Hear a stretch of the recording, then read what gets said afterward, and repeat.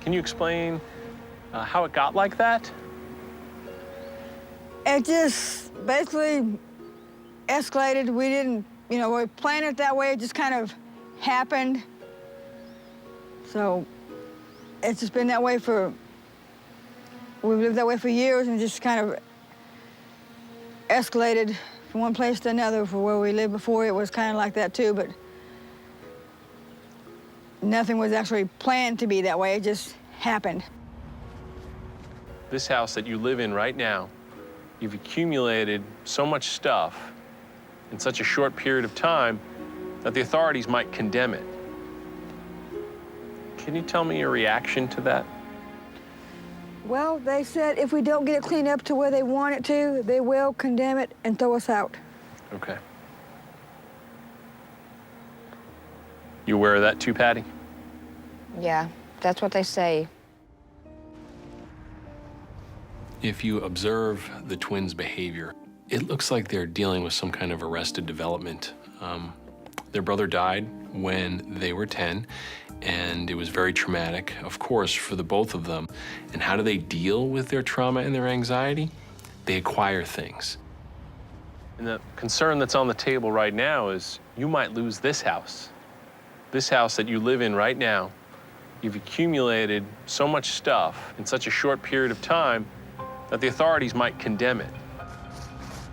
Why don't we move forward with starting to clean things and starting to kind of change this mess into something more livable for the two of you? That's what we've been trying to do. Good. Are you willing, Patty? I'm willing. Therapy with Dr. Moran was definitely something that I'd never experienced before, so it was, kind of hard to talk to him because I'm not used to talking to doctors. So I want to see if you can go to the car and start filling up the boxes, not just with trash, but with items that you aren't using anymore. Are you willing to do that? I'm not willing to throw away good stuff, no. I can look and see what's in there, but I will not throw away good stuff. Okay. I may put it in the bin, but I will not throw it away. Let's give it a shot. Let's go over and take a look at what you have.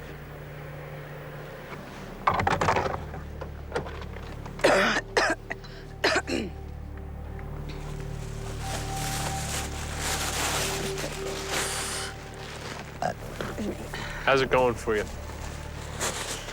That's what I'm trying to find, something that's not food.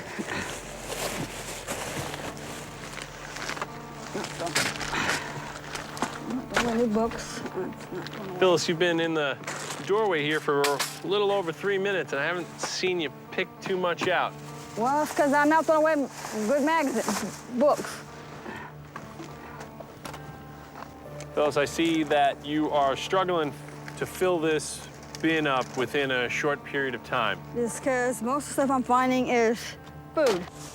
The exposure exercise that we did was an effort to see them both work together on cleaning out their cars. The purpose of that was to not only make sure that they were willing to throw things out, but willing to see that the other person might be throwing something out too. This looks fantastic. You filled up your bin pretty quickly. None of this is food items. There's a couple items in there, but...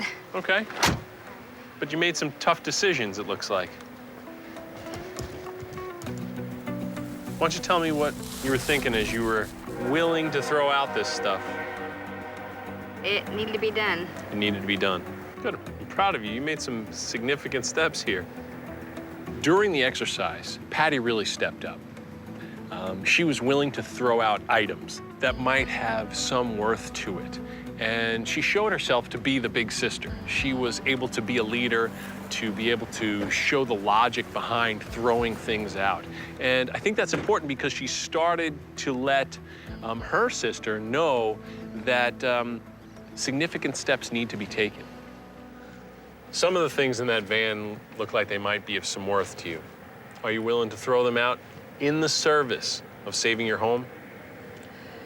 From the van right now, no.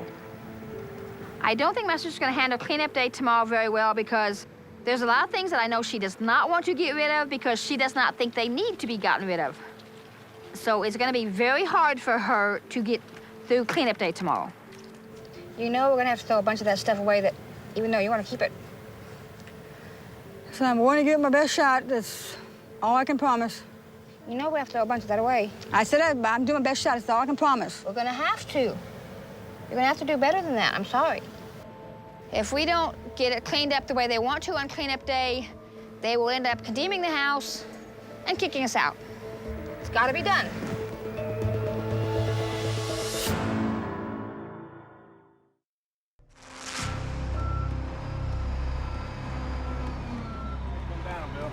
It's clear-out day for twin sisters Patty and Phyllis. Their last chance to clean up their home or lose it for good.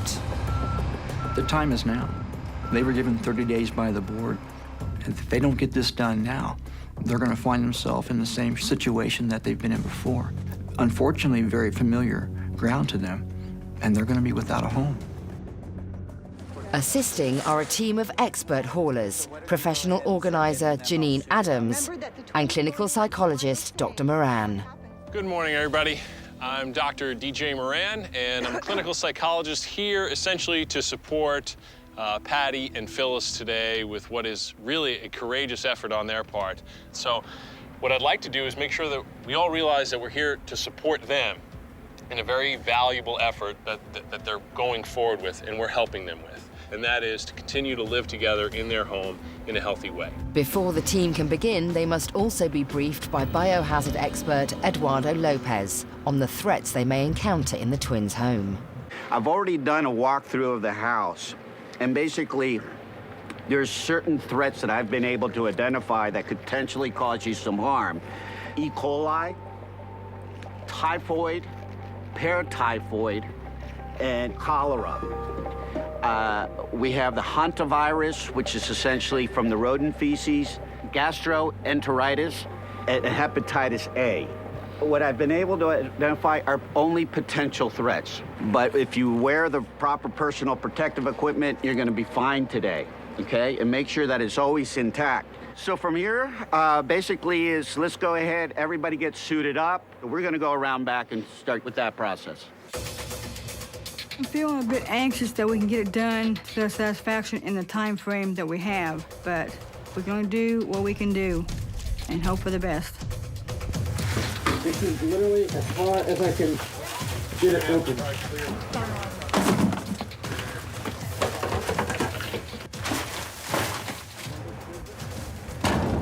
Well, there goes our wooden reindeer. I didn't see the wood reindeer. It's right top. I thought wood could be saved. Lie as usual. We just started cleaning out the sister's house, and they're already struggling with a few things. It's my kitchen chairs. That goes with the table. And they better not throw the set away that went with. I said they better not throw the set away that went with. They became aggressive in the face of losing things that were important to them. They were throwing things around, especially Patty. Hold on, sweetheart. Let's take a break. I don't trust them. Let's not say we did. Madder I get, if I start crying and I get real mad, leave me alone. That's all I got to say. What happened next was that they became very hyper-focused on putting together a library, putting together a list of all the books that might be removed, that they want to keep, that they wanted to go out and buy new books in the future with those titles.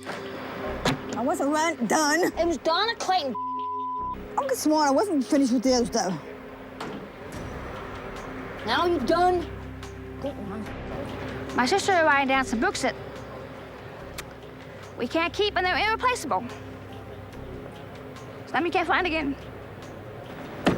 While the twins struggle with the loss of their cherished books, inside, Eduardo and his team are facing an even bigger challenge. This is a total infestation.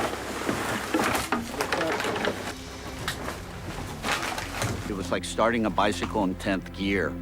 It was very difficult at first. We need a snowplow for a bobcat. It was in every layer of filth. Not only was it the biohazard problem, but there was a constant insect problem, there was a rodent problem, and the obstacles that that created in our ability to clean that house out was immense. Wow, this is scary. So as we began cleaning the hallway, and there was a considerable amount of feces that we encountered along with urine, insects, and whatnot, it exposed the floor. We got it. Awesome. And we were actually feeling relatively content. It's like, okay, we can actually see our floor, and we saw progress, and we knew that we were moving closer to our goal, but then we ran into a huge obstacle. It was as if this home swallowed me up.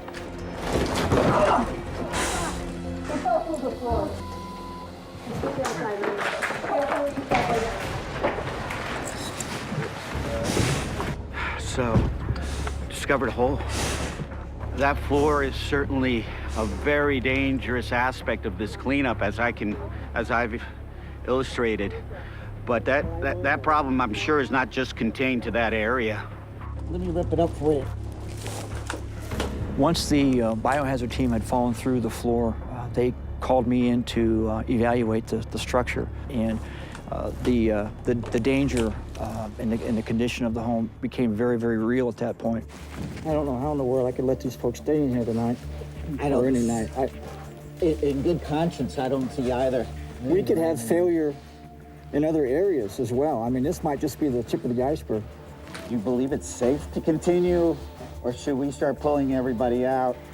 My recommendation will be to deem the home uninhabitable, and we'll have to figure out something else for the twins. They'll have to come up with someplace else to stay, unfortunately.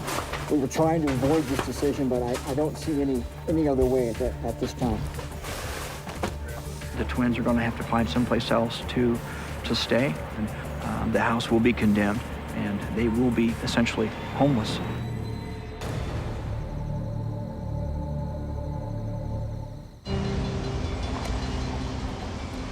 It's been 6 weeks since twins Patty and Phyllis were forced to vacate their home. Since then, they've been living in a local motel while planning their next move.